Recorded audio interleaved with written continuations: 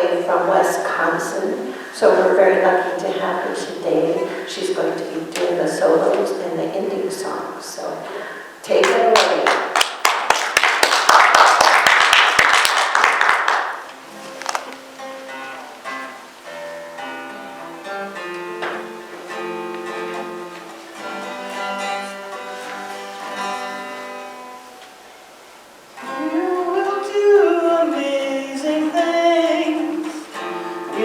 Choice each new day brings, and with every step you take, bless the progress that you make. The reason you live is there in every gift you give. Love your life, love your dreams. You will do amazing.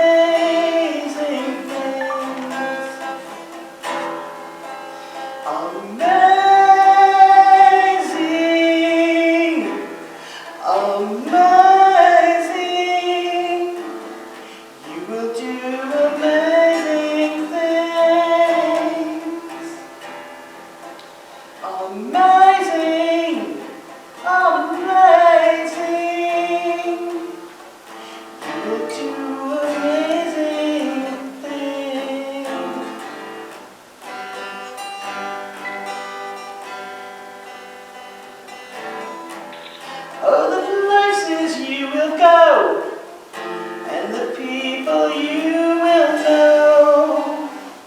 Don't worry when, or where, or how. You don't need to know that now, 'cause you're on the right track.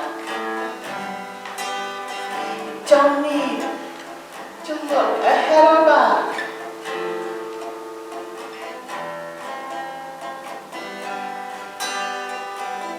Just enjoy what each day brings, for you will do amazing things. Amazing, amazing. You will do amazing things. Amazing.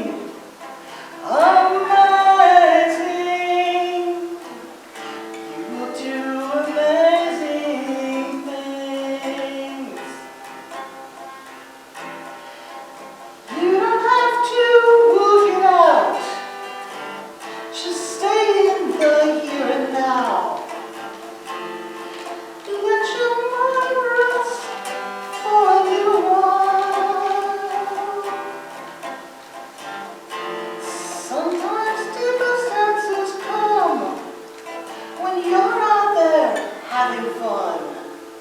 So close your eyes, take a breath, and smile. Amazing, amazing. You will do amazing things. Amazing, amazing. You are meant to do, you will do amazing things.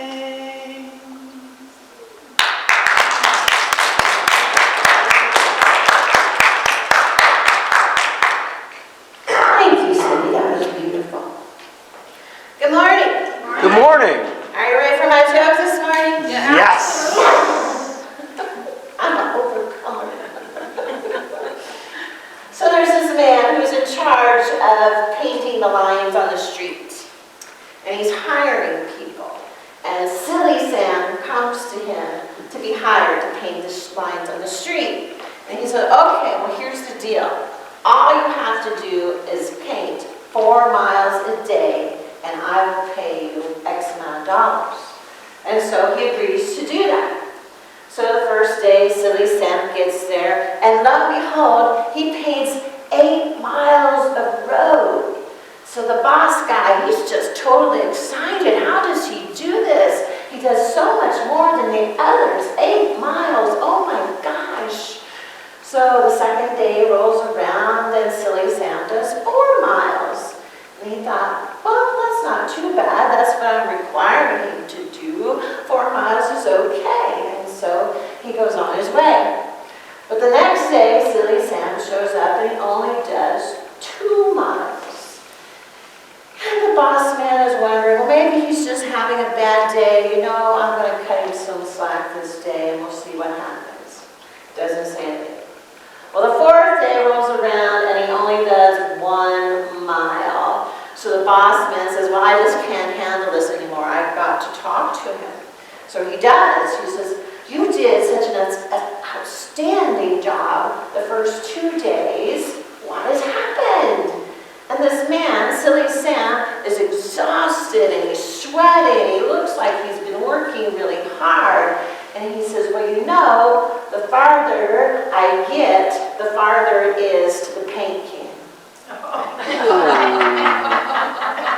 Where's James? Did I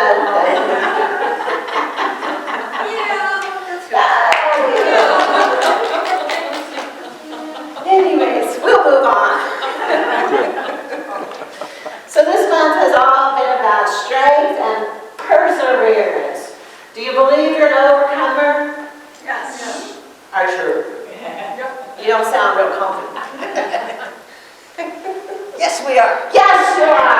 That's what I like. Because we are overcomers. You were born to be overcomers. We're born with this strength, the spiritual strength, which we've been talking about all month, within us. It is not physical. It is something spiritual that dwells within us. It is the power of the presence of God that can overcome anything to those who believe. There's the key in that statement. We can overcome anything if we just believe. But I have this story that kind of gets in our way with that statement. I once heard a story about Satan's garage sale. Now we know we don't believe in Satan, but it's adversary thoughts, feelings that dwell within us. Satan advertised that he was selling off many of his tools, and he put on display some of his best items. Many demons showed up to see what the devil was getting rid of that day. They all came around to see what they could purchase to improve their shameful skills. And each tool sold almost as quickly as it was displayed on the table. Satan had carefully marked the price on each tool. Anger was $100, resentment was $400, hatred was $600. Yet there was one visitor who was browsing who noticed there were well-worn, nondescript tools on a table in the corner. He found out, or he was curious what those 2 tables were that had no price tags. When he asked why, Satan just laughed and said, well, that's because I use them so much. If they weren't so good, and people just can't see what they're there for, I wouldn't have so much success. So this seemed to please the old man. He snatched up the 2 tools and he held them to his chest and he said to the devil, how much are these tools? And without hesitation, the man said, I will pay you any amount. And the devil narrowed his eyes and hissed, I told you, these tools are not for sale, nor will I ever sell them. They are the most useful tools that I own. Without them, I wouldn't be half as effective in my work. With those tools alone, I can accomplish my every task. Now, good day, sir. Disappointed, the man looked once more at the shiny tools, then slowly placed them back on the table.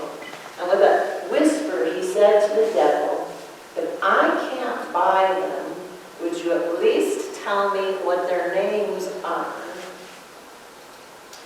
Perplexed, the devil finally says, well, The tools that you see are doubt and discouragement. And those two tools will work when nothing else will. He says nothing paralyzes a person more. Nothing stops someone in their tracks like discouragement and doubt, resulting in hopelessness. Discouragement and doubt are no respecters of person. They keep the unemployed, the homeless, homeless, and the sick, sick. They have become a victim of their own environment. Did you hear that? Because how many times do we so easily get discouraged when something doesn't look like it's going the way we want it? How easily do we start believing that things aren't going to change for the better? How easily do we let that doubt creep in? Have you done it today? Yesterday? Well, how do you expect God to do His greatest work when we're in a place of doubt and discouragement? You just tie God's hands so He cannot do anything. We paralyze ourselves into that environment where we don't believe we can do it. And that's sheer craziness, don't you think? When you have this power or strength within us, when we have God's divine energy within us, that we should ever give up on anything. So I have a true story to share with you that maybe will hit home a little bit. In 1952, young Florence Chadwick stepped into the waters of the Pacific Ocean off Catalina Island, determined to swim to shore of the mainland, California. She'd already been the first woman to swim the English Channel both ways. The weather was foggy that day and chilly. She could hardly see the boats that were accompanying her. Yet she swam for 15 hours. When she begged to be taken out of the water along the way, her mother in the boat alongside of her told her she was close and that she could make it. Finally, physically and emotionally exhausted, she stopped swimming and was pulled out. It wasn't until she was on the boat that she discovered the shore was less than a half-mile away. At a news conference the next day, she said, "All I could see was fog.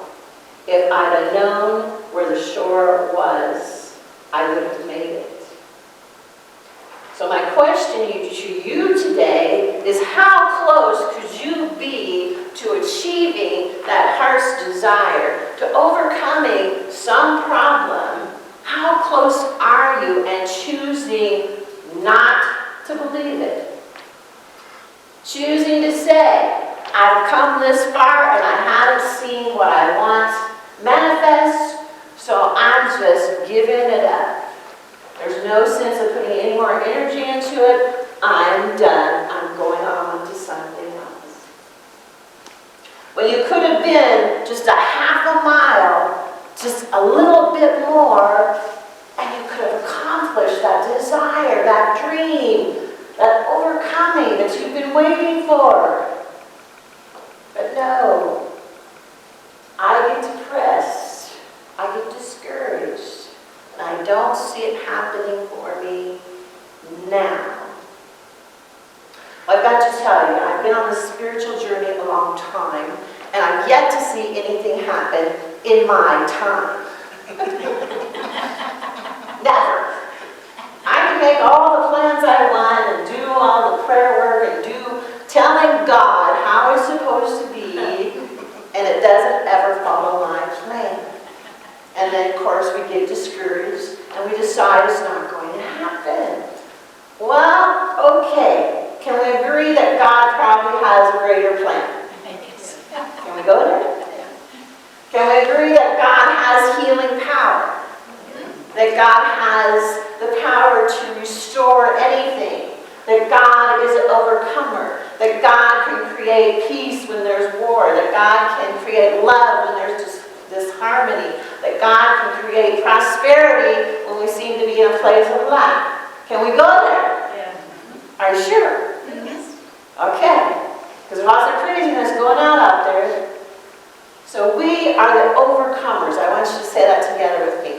We are the overcomers. Now say it like you mean it. We are the overcomers. We have the spiritual strength that gives us the energy, the strength, the power, the boldness, the fearlessness is right here within us. All we have to do is tap into it. But we have to let go of the doubt. We have to let go of the discouragement. We have to let go of all that negative energy because it gets in our way. It gets in God's way. God just patiently waits for us to let go of it. And then he says, okay, now I can do my job. Well, why go through all that when we can go to God first, right? We can keep our faith, we can keep our strength and trust in God no matter what's happening in the world, no matter what's happening in my life. Maybe I'm wanting healed from pain. Okay, so maybe I'm still in pain today, but that doesn't mean that tomorrow I'll still be in the same amount of pain, or the day after that, or the day after that. But we start doubting and we start fearing that things are just going to get worse. Do we not? Am I the only one that does it? If I don't see what I want happening when I want it, it's just going to get worse. Well, today we draw the line in the sand with that thinking. Nothing is getting worse. Can we say it together? Nothing is getting worse. Let's say it like we mean it. Nothing is getting worse. I have the strength. I have the power. I have the determination to be a game changer, to be that person that moves forward, that makes it to the shore, that accomplishes their dreams, that heals themselves. We have lots of stories where people have healed themselves. But most of us think it's easier to go to the doctor. Because healing ourselves means we have to do what? Trust God. Healing ourselves means what? We have to love ourselves. And a lot of us just don't want to do that kind of work. It's just easier to go to the doctor and get a pill. Well, the pill may work, but it just creates other problems somewhere else, right? So why not start believing in the truth of who you are? Why not say, I have the courage to stand in my truth, to know that I'm made in the image and likeness of God, that Jesus says, I am the light of the world, and that I'm here to let my light shine, that I have the kingdom of heaven within me. That's what Jesus says. Well, that means I have the power to overcome all things. Jesus says, you can do the things I can do and even greater things. But you have to believe it. You have to trust it and not give up. Jesus tells us not to believe in the world of appearance because it's not the truth. Those are just facts. Facts change at any point in time. But the truth never changes. The truth that you are a child of God never changes. The truth that you can heal yourself never changes. The truth that you're abundantly prosperous never changes. It's us who has to change our thinking, to quit doubting, to quit questioning, to quit telling God how to do His job. Right? God is an all-knowing, all-powerful entity, way wiser than I am, way wiser. So if I've got something that's not working out and like I'm hitting my head against the wall to get it done, just maybe I should ask God, am I supposed to be doing this? Because you might just get a different answer. And then you might just be guided to do something else, and then everything else just falls into place to get you there. When I started ministry, I had no idea how to become a minister. I went to seminary. I got through in a year because I had taken a bunch of classes beforehand, and lo and behold, here I am. I'm in minister. For most of my life, I've been a CPA. I've been in the accounting world. So what am I supposed to do with this? I didn't know. I had no idea. But lo and behold, opportunity after opportunity after opportunity was presented to me, and here I am. I didn't plan it. I didn't tell God how to do it. It just came to me. Well, it works that way in every situation in life. If we just surrender and let God do His job, we would be living a much happier life, don't you think? If you could trust God 24/7, would you ever be unhappy? No. No. You would not. You would know God is in charge. You would know God would see you through. You would know that everything is being created for your highest good. And you would trust God and be joyful every day. Isn't that a plan? Trusting God. I don't have to have it all figured out. I can trust God to work in and through me to create what I'm wanting to manifest. Yes? Absolutely yes. Absolutely yes. So we have this story in the Bible. It's Saul is on the road to Damascus. Now Saul is a Jewish leader. And he's out there persecuting people who follow Jesus, Christians. And he does his job very well. And he has his religious beliefs. But his religious beliefs are not matching that of Jesus. Jesus is teaching that God is love. Jesus is teaching to love your neighbors, to love your enemies. Jesus is teaching love and abundance and creating anything that you need in the moment. But that's not what Saul believes. He believes in the old, traditional Jewish ways. So if we want to look at that story and take it within ourselves, we have old ideas, old tapes, old beliefs that we hang on to pretty good. And we're willing to kill any spiritual idea that tells us different. If I tell you today you are a millionaire blessed in God's bounty, I bet you have a whole committee of people that say, no, maybe I'm not worthy of all that. Maybe I don't believe that. That's not the way my past has been. Okay? So that is Saul persecuting all the Christians. That is those old beliefs, those old ideas within ourselves, just crunching and ignoring and killing all the goodness and all the greatness of God that is within us because we choose not to believe it. But on the road to Damascus, this bright light shows upon him from heaven, and he hears the voice of Jesus say, Saul, Saul, why are you persecuting the Christians?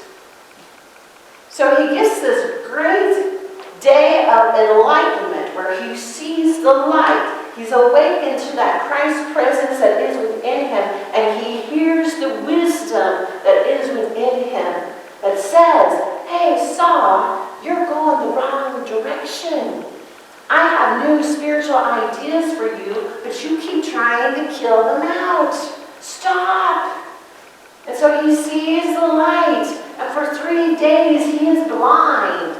He cannot see anything because he's spending that time in the silence, in the prayer and meditation, revamping his thinking that the spiritual ideas are good. They are the truth of who he is. So why not believe in them? So he has, God has one of his people, Ananias, come and heal his eyes. So after 3 days he can see. Now, of course, people aren't trusting him because he was killing the Christians before. before, and now he wants to be one of them and continue Jesus' message. But I want you to see that same story happens within us. That same story, those same old ideas, those same old thoughts, those same old habits within our own mind have this ability to kill out the spiritual ideas that you're great, that you're goodness, that you're an overcomer, that you're beautiful, that you have all the ability to succeed and to create your dreams. But yet we've got this whole other part of us that likes to say, no, I'm staying in my rut. It might not be a great rut, but at least I know what it is. At least I know what it is, which I have done. I was unhappily married for 20 years. It was comfortable. I was used to it. I knew what was going to happen. So the thought of getting divorced took a really long time because I was stuck in my rut, believing that I couldn't have anything better than what I had. But of course, I had that grand light that Saul has in the story that told, no, you deserve something better than this. You deserve something greater than this. Why not go for it? And lo and behold, I did. But it took 20 years. Well, now I catch on just a little quicker now. But the same is true for all of us. We get stuck in this place where we feel very comfortable. We don't want any change. I'll take my pills. I'll go to the doctor. I'll believe whatever the news tells me. And that's my life. Well, I'm sorry. It's not your life. It's not anything close to your life. You're a divine child of God, made to be an overcomer, a game changer, a successful in whatever you want to do. Whatever it is, you have the power, you have the resources, you have the ability to create it. Jesus did it. We've had people this lifetime do it, heal themselves, become millionaires from nothing. There's people out there that know the truth about themselves and they choose to live it. They choose to live it. No matter how discouraging something is, you hear the stories. The lady who did the Harry Potter stories, she was almost in bankruptcy. She had, I think, 12 publishers that wouldn't even look at her books.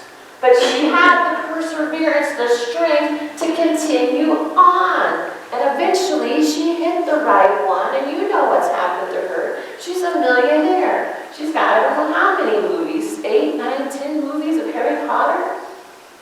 So don't give up is my message today. Don't get discouraged. Don't let that negative adversary that the Bible likes to call Satan win. Because he's not strong enough to do it unless you believe in it. You give it the power. You keep your focus on it and you just make it bigger. You'll make your problems bigger if you keep focusing on it. So why not surrender and give it to God? Knowing that you don't have a plan, but God does. You don't know the way, but God does. And I know it's really hard to trust in something that's invisible. I see I've gotten on my soapbox. So I'm going to end this really quickly. But you're an overcomer. Can we say that together? I am an overcomer. I am powerful. Together, I am powerful. I have the strength of God in me. Together, I have the strength of God in me. And so it is. So let's take that in prayer and let's use that song. Let's just take a deep breath. Almighty God, we know the truth. So today, we let go of our old ways of thinking things are getting worse, our old ways of being doubtful and discouraged, for they no longer serve us. For today, we know the truth. We know the truth that we're made in God's image and likeness. That we have this beautiful light within us that has all the qualities of God right here within our own mind, within our own soul. So it's time that we start living that way. To start believing in something that we can't see because it's there. We can't see the air, but we know the air is there. Well, God is the same way. God is here in the midst of every situation, every challenge that I'm going through. God is here. So I open myself today to say, yes, God. Yes, God, I trust you to resolve my challenge. I trust you to create my dreams. I trust and have faith that God, the all-knowing, knows the best way to bring abundance, joy, love, health into my life. So today I surrender and I put my faith in God, and I can feel the strength, and I can feel the power, and I can feel the glory of claiming that truth.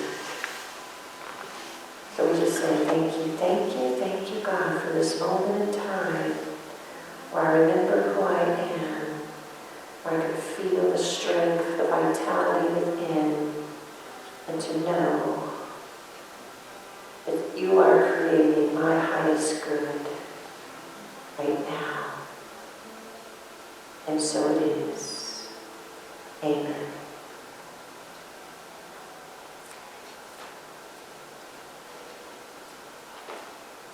This is how God works.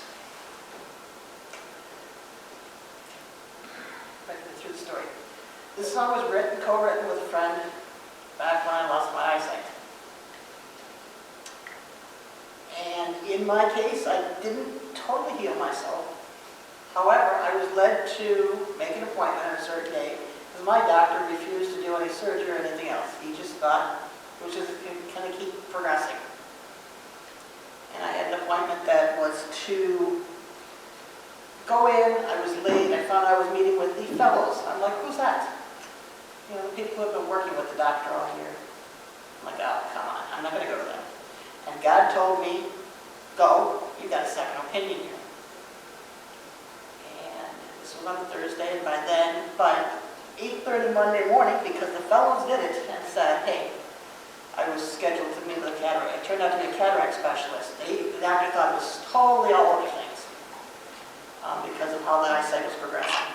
And because of that, again, with what Reverend Denise has been saying, there's a lot of things we do not see.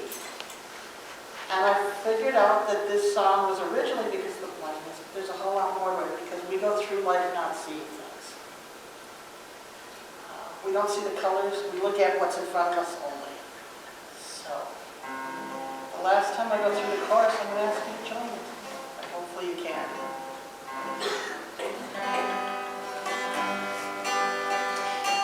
I won't be clean or start to sing the blues for the mighty man of yesterdays. I'm living for today. Though my eyes can't see, I have a vision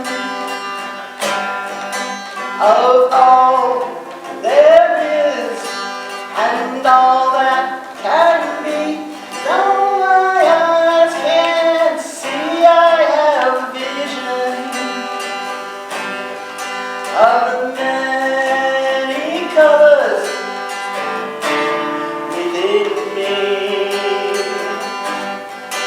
I put on those colored glasses and see a golden path, like a shining light that shows the way, and guides my steps today. Though my eyes can't see, I have a vision